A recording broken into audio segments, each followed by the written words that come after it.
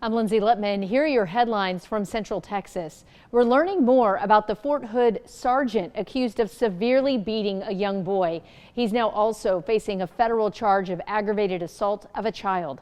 The U.S. Army Office of Special Trial Counsel tells 6 News it's investigating the case against Sergeant Paul Thames, but no decisions have been made yet on whether they will handle the prosecution or if it will be handled on Fort Hood. According to Waco police, video footage shows Thames violently beating a 3-year-old boy on January 16th. Police say Thames and the child know each other but did not specify their relationship. Thames is also facing a charge of aggravated assault with injury to a child at the state level in McLennan County. The grandmother of the child told us he was taken to the hospital to be checked out and that he's going to be physically okay. A federal judge in McLennan County has denied a motion to dismiss a lawsuit over the state's ban on lab-grown meat. The ban stays in place for now while the case moves forward. Juliana Jackson reports on what this means for Texas agriculture.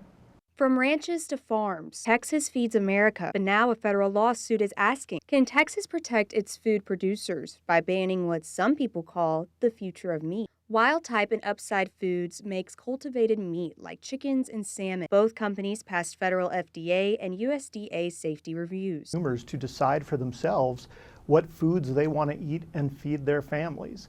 Texas has outlawed these products to protect its ranchers from honest competition. That's not a legitimate use of government power. Paul Sherman is an attorney for the companies in this lawsuit, which claims Texas is violating the Constitution by banning out-of-state cultivated meat companies to protect Texas ranchers. But Texas Agriculture Commissioner Sid Miller says the state has every right to protect its farmers and ranchers. Flat out love their real beef.